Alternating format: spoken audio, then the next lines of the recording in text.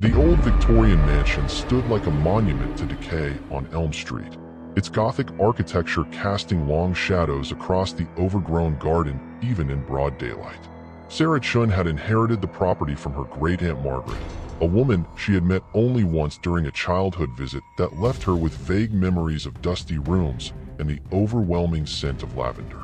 Now, at 28, Sarah found herself the reluctant owner of a house that seemed to breathe with malevolent life. The real estate agent had been honest about the property's history. 3 previous owners had died under mysterious circumstances, and the house had remained empty for nearly a decade before Margaret purchased it. "It's got character," the agent had said with forced enthusiasm, though Sarah noticed how quickly he left after handing over the keys, his footsteps echoing urgently down the front steps as if something were chasing him. Sarah pushed open the heavy oak door, which groaned on its hinges like an old man's joints. The interior was a time capsule of Victorian elegance gone to seed. Dust motes danced in shafts of pale sunlight that filtered through grimy windows, and the air carried the musty smell of abandonment mixed with something else, something sweet and cloying that made her stomach turn. The mansion was filled with antique furniture covered in white sheets that looked like ghosts frozen in time. Crystal chandeliers hung from ornate ceiling fixtures, their prisms casting rainbow fragments across the faded wallpaper. But it was the mirrors that caught Sarah's attention immediately. They were everywhere. Ornate hand mirrors on side tables, full-length mirrors in gilded frames, compact mirrors scattered across dressing tables, and an enormous antique mirror dominating the main hallway. Its silver surface so old and spotted that reflections appeared distorted and dreamlike. Sarah had always been uncomfortable around mirrors, a phobia that stemmed from childhood nightmares where her reflection would move independently, smiling when she frowned, waving when her hands remained still. She had outgrown most of her childhood fears, but mirrors still made her uneasy in ways she couldn't rationally explain. That first night in the mansion, Sarah set up a makeshift bedroom in what had once been the library, avoiding the master bedroom with its wall of mirrors that seemed to watch her with hungry eyes. She had covered most of the mirrors throughout the house with sheets, but their presence lingered in her mind like whispered threats. As she unpacked her belongings by lamplight, the electricity worked sporadically. Sarah caught glimpses of movement in her peripheral vision, quick flashes of motion that disappeared the moment she turned to look directly. She told herself it was just fatigue from the long drive and the stress of moving, but deep down, a primal fear began to coil in her stomach like a living thing. The house settled around her with creaks and groans that sounded almost like footsteps. Old houses make noise, she reminded herself, but the sounds seemed to follow a pattern, as if someone or something was pacing the floors above her. Around midnight, as Sarah was finally drifting off to sleep on the old sofa, she heard it, the unmistakable sound of glass breaking. She bolted upright, her heart hammering against her ribs, and grabbed the flashlight from the coffee table. Following the sound to its source, she found herself in the main hallway, standing before the enormous antique mirror. The sheet she had draped over it lay crumpled on the floor, and a spider web of cracks radiated from a central impact point on the mirror's surface. But what made Sarah's blood freeze was the reflection staring back at her from the fractured glass. It wasn't her reflection. The face in the mirror was pale and gaunt, with hollow eyes that seemed to burn with malevolent intelligence. Dark hair hung in stringy tendrils around sharp cheekbones, and the mouth was twisted into a smile that promised unspeakable horrors. Sarah stumbled backward, the flashlight trembling in her grip, but when she looked again, the mirror showed only her own terrified face multiplied across the broken surface like a kaleidoscope of fear. Sleep became impossible after that first encounter. Sarah spent the rest of the night researching the mansion's history on her laptop, diving deep into newspaper archives and local historical records. What she discovered made her blood run cold. The house had been built in 1887 by a wealthy businessman named Edmund Blackwood, who had commissioned it as a wedding gift for his young bride, Evangeline. According to the records, Evangeline had been obsessed with mirrors, believing they were portals to other dimensions. She had filled the house with reflective surfaces, claiming she could see the other side in their depths. In 1889, just 2 years after moving into the mansion, Evangeline was found dead in the master bedroom, surrounded by shattered mirrors. The official cause of death was listed as unexplained hemorrhaging, but witness accounts from the servants painted a more disturbing picture.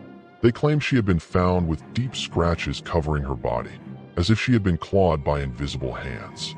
Edmund, driven mad by grief and guilt, had died by suicide 6 months later, hanging himself in the very hallway where Sarah had encountered the fractured mirror. The subsequent owners had all met similar fates.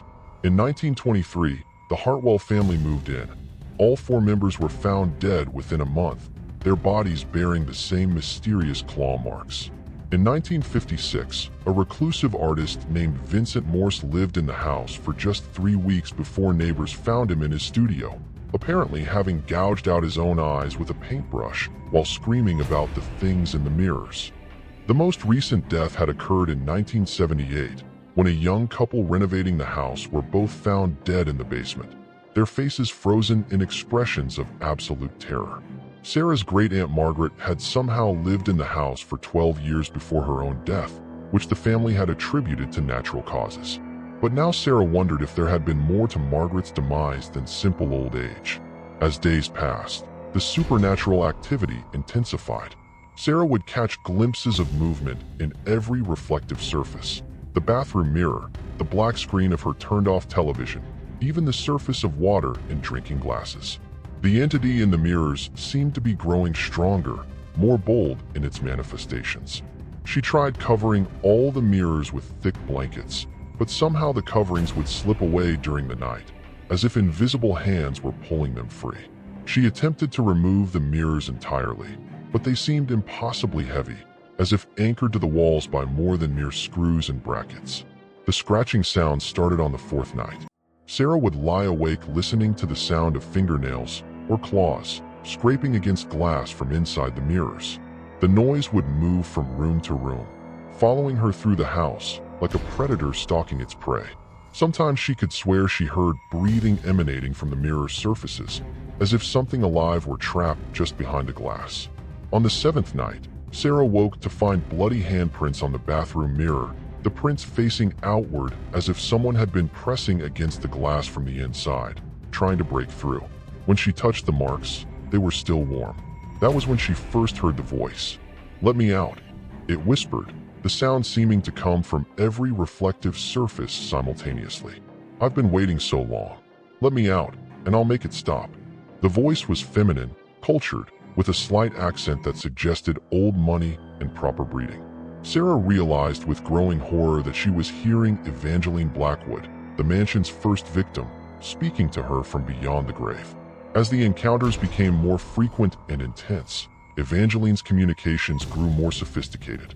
She would appear in mirrors throughout the house, no longer the ghastly specter Sarah had first seen, but beautiful and alluring, dressed in Victorian finery that seemed to shimmer with otherworldly light. "You're so alone," Evangeline would whisper during Sarah's sleepless nights. "I understand loneliness, dear. I was trapped here, just as you are now. But we don't have to be alone anymore." The ghost's voice was hypnotic, filled with promises of companionship and understanding. She spoke of the world beyond the mirrors, describing it as a place where pain and loneliness didn't exist, where the living and the dead could walk together in eternal harmony. The others didn't understand, Evangeline explained during one particularly vivid encounter. "They fought against the inevitable. But you're different, Sarah. You're sensitive to the supernatural realm. You can see what they couldn't." Sarah found herself drawn to these conversations despite her terror. The isolation of the mansion, combined with the stress of her recent divorce and career struggles, had left her emotionally vulnerable. Evangeline's promises of eternal companionship began to seem less terrifying and more tempting. The ghost showed Sarah visions in the mirrors, glimpses of a world where the mansion was restored to its former glory, where elegant parties filled the rooms with laughter and music, where Sarah would never again feel the crushing weight of solitude. "All you have to do is break the barrier," Evangeline urged. "Shatter the glass, and we can be together forever. You'll never be alone again." But Sarah's research had taught her to be suspicious of supernatural promises. Late one night, while Evangeline's voice whispered seductively from the mirrors around her, Sarah made a discovery that changed everything. Hidden in a secret compartment in Margaret's desk, she found her great-aunt's journal. The final entries painted a horrifying picture of Evangeline's true nature. Margaret had discovered that Evangeline Blackwood hadn't been a victim of supernatural forces. She had been their architect. The young woman had dabbled in dark occult practices, using the mirrors as focal points for rituals designed to open doorways between dimensions. The entity that now claimed to be Evangeline wasn't the ghost of the mansion's first mistress. It was something far older and more malevolent that had been summoned through her reckless experiments. The real Evangeline had died trying to close the portal she had opened, but the creature had taken her identity, using her memories and appearance to lure subsequent victims. It feeds on life force, Margaret had written in shaking handwriting. Each death makes it stronger.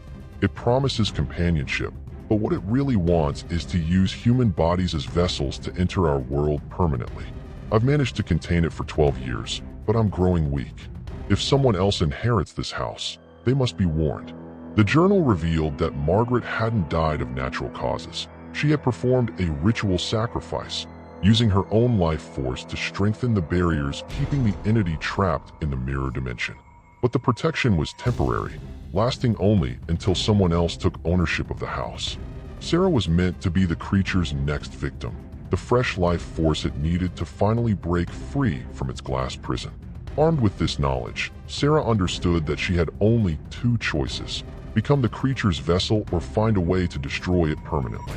Margaret's journal contained fragments of the counter-ritual needed to banish the entity, but the process was dangerous and required tremendous willpower.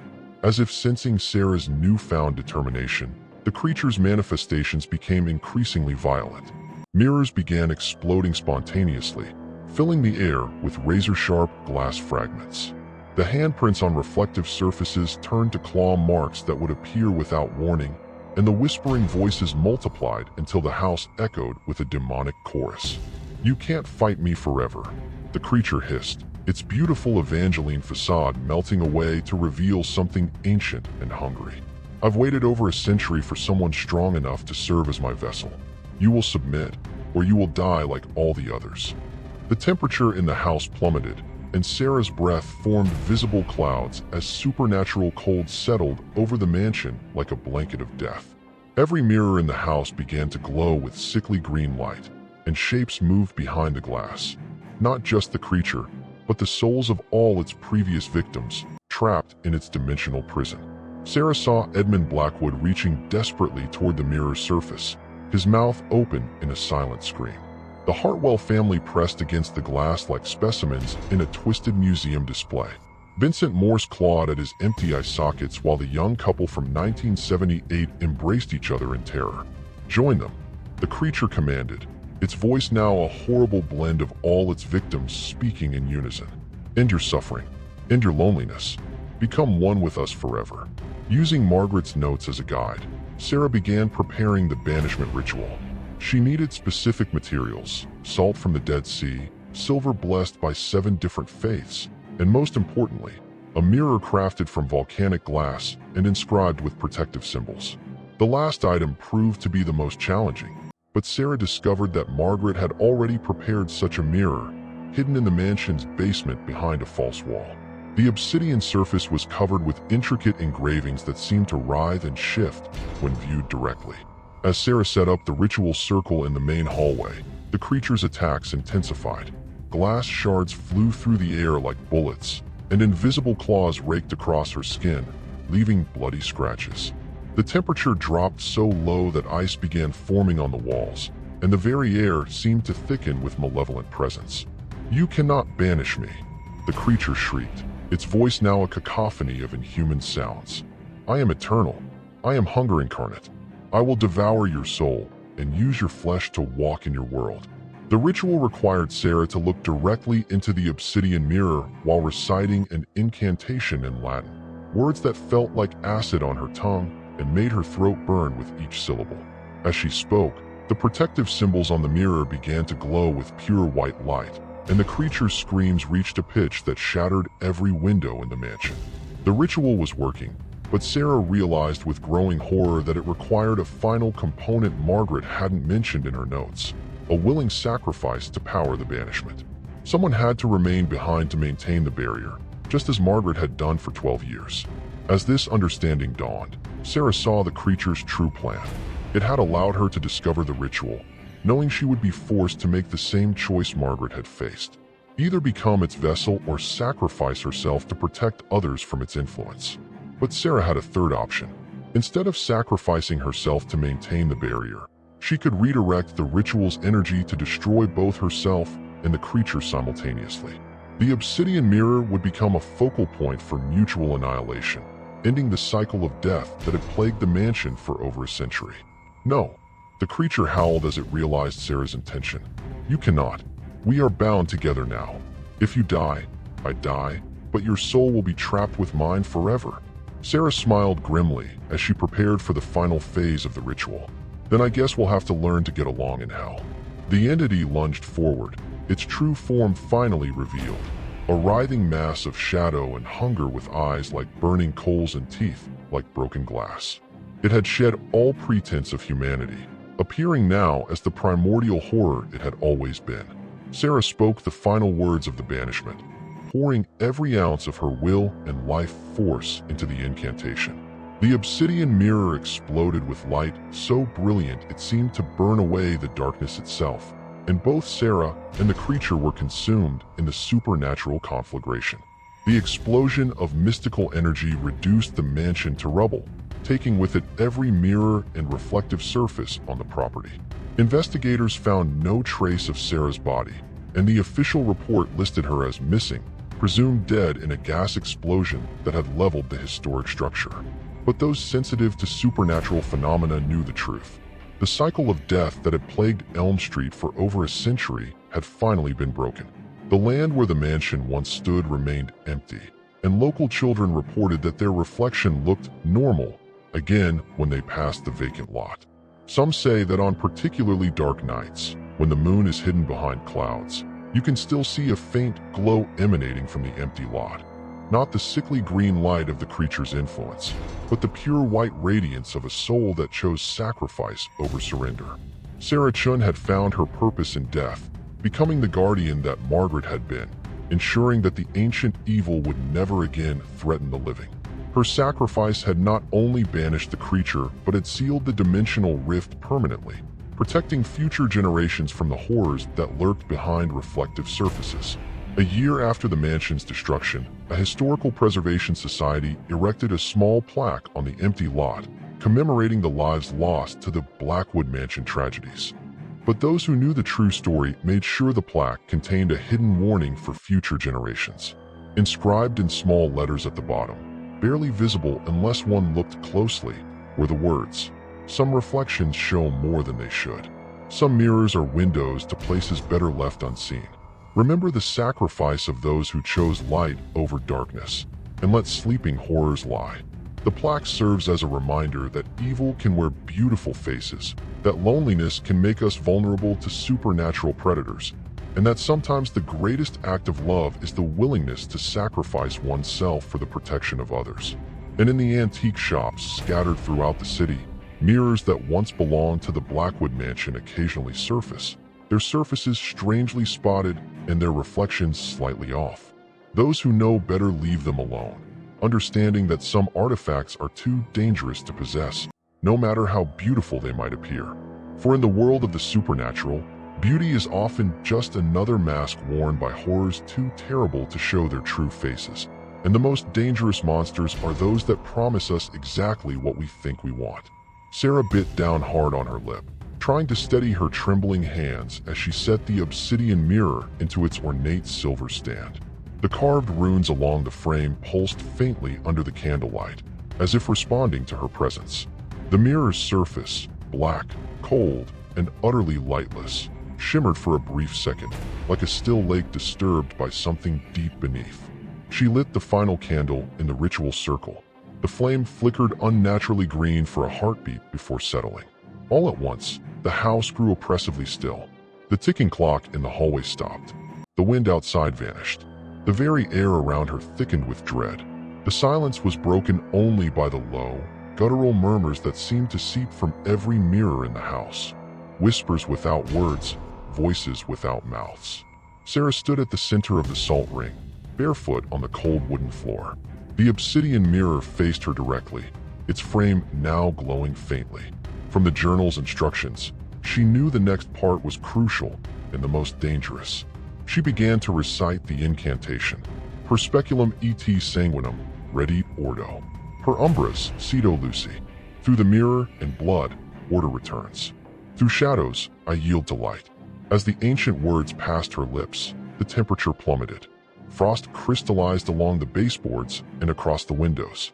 Her breath came in white plumes. But Sarah didn't stop. She had memorized every syllable. The obsidian mirror shimmered again, this time like black water rippling with movement. And then it stared back. Not a reflection, not a person, but an eye, singular, massive, reptilian, blinked from behind the surface. Slit-pupiled and burning with a sickly yellow light. Sarah staggered but didn't break the circle. She continued. The voice came next. It wasn't Evangeline's anymore. It was older, deeper, echoing not in her ears, but inside her skull. You call to banish me, little mortal, but I am already here, in every doubt, every mirror, every reflection you ever feared. Sarah clenched her fists. You don't belong here. The voice laughed, a sound like bones grinding under immense weight. Belonging is a human concept. I only need one thing, a door. The mirrors in the house began to scream. It wasn't glass breaking. It was the sound of tortured souls, crying out from behind the reflective surfaces. From the hallway, the bathroom, even the darkened television screen in the corner. Faces pressed against them. Edmund Blackwood, the Hartwell children, Vincent Morse, all trapped, pleading. And one face among them, her great-aunt Margaret, stared directly at her. Finish it, Margaret mouthed silently, her image warping and fading. Sarah resumed the chant, louder, more forceful. Per speculum et sanguinum, ready ordo. The entity screamed. The obsidian mirror rippled violently. A black clawed hand emerged, groping toward Sarah, stopped only by the invisible wall of the salt circle. The thing was fighting the pull, resisting banishment. Then came the blood. From the mirror's surface, thin rivulets of dark crimson began to seep, impossibly flowing outward instead of inward. The ritual called for blood, and the mirror was providing its own. The voices reached a crescendo, pleading, cursing, begging for release or vengeance. Sarah focused. The final line, the sealing phrase, Ego te vincio, in tenebris meneas. I bind you. In darkness you shall remain. There was silence, a deep, impossible silence, like the world itself had held its breath. Then the mirror exploded, but not into shards. It folded inward, as if collapsing into a singularity. The frame warped and shrieked like tortured metal. The blackness was sucked back into the glass until nothing remained but the empty silver frame, charred and hissing. And then light. A warm, golden glow seeped from the cracks in the walls, the floor, the ceiling. Not real light, but relief. The pressure lifted from Sarah's chest. The air was breathable again. The house no longer felt like it was watching her. It was over, or so she thought. The days that followed were quiet. Sarah didn't leave the mansion. She couldn't. Something inside her wouldn't let her go, not fear, but duty. She spent her time sealing every mirror she could find, wrapping them in salt-lined cloth and burying them beneath the old garden. She reread Margaret's journal until the pages began to smudge with oil from her fingertips. One entry haunted her more than the others. The entity does not die. It waits, and it learns. Sarah wasn't sure what that meant until the dream started. At first, they were echoes, blurry images of the mirror realm, like a bad memory playing on repeat. But slowly, they evolved. The entity began speaking again, not in commands or threats, but questions. Did you really win, Sarah? She ignored it, until the dreams showed her something she hadn't expected. Her reflection in her childhood bedroom mirror, back in the house she grew up in. She hadn't seen that room in over 2 decades. But there she was, 10 years old, brushing her hair, while the reflection smirked at her. It had been there all along. The entity hadn't entered through Evangeline. It had found Evangeline, just as it had found Margaret. And now, it had found her. The banishment ritual had sealed one fracture. But there were others, everywhere. Mirrors were not just portals. They were memories. And memories couldn't be buried. Sarah realized she wasn't the end of the story. She was the beginning. 6 months later, the mansion was no longer abandoned. Sarah had turned it into something new, something terrible, but necessary. A sanctuary, a prison, a fortress. She had filled the halls with protective wards, salt-lined walls, obsidian barriers, and ancient symbols learned from grimoires she never thought she'd touch. Her life was no longer about escaping the darkness, but containing it. She was the mirror keeper now, and people came. Not tourists or thrill seekers, survivors. People from around the world who had glimpsed things in their mirrors they couldn't explain. Shadows that moved independently, reflections that didn't match, voices that whispered during thunderstorms. Sarah listened to them all. She believed them, because she was them. She kept the worst of the mirrors locked in the mansion's basement, each sealed in its own coffin of silver and ash. But there were new ones every month, some wrapped in cloth, others delivered in crates covered in symbols from dead languages. She had become a collector, not of mirrors, but of demons. One night, as she walked the hallway lit only by candlelight, Sarah paused before a full-length mirror she had once tried to destroy. It was quiet now, dormant. She traced her finger along its edge. Her reflection stared back at her. But something was off. Her reflection blinked a second too late, and smiled. The real Sarah did not. The candle flickered. Her reflection lifted a hand. Sarah didn't. She stepped back. The reflection stayed still. Then, without warning, it leaned forward, slowly, and pressed its palm against the other side of the glass. A red smear bloomed under its skin. Blood. It spoke, lips moving without sound. 3 words. You're already mine. The glass cracked. 3 days after the crack appeared in the mirror, Sarah disappeared. The townsfolk didn't notice at first. She had become a recluse, rarely seen outside the mansion. Only when the deliveries piled up at the gate, untouched, did someone call the sheriff. They found the house locked from the inside. No signs of struggle, no broken windows, just the smell of lavender, impossibly strong. And the mirrors, dozens of them, all uncovered, all intact, all perfectly clean. In the main hallway, where the great obsidian mirror once stood, a new one had taken its place. Smaller, simpler, an antique frame, the kind found in old parlors and dusty shops. It looked harmless, until someone looked closely. There, faint but visible, was Sarah. Her eyes wide, her mouth open in a silent scream, hands pressed to the inside of the glass. Her skin pale, hollow, trapped. She wasn't the only one. In the depths of the mirror, like figures submerged in black water, others floated behind her. Edmund, Evangeline, the Hartwells, Vincent, faces twisted in grief, in madness, in rage. The mirror wasn't just a portal. It was a tomb, and Sarah, the final guardian, the last voice of warning, had joined them. But the worst part? The reflection smiled. Not Sarah, not any of the others. You, your own reflection, just a little too still, a little too late, smiling when you are not. Final words, carved faintly on the frame. Some doors open one way,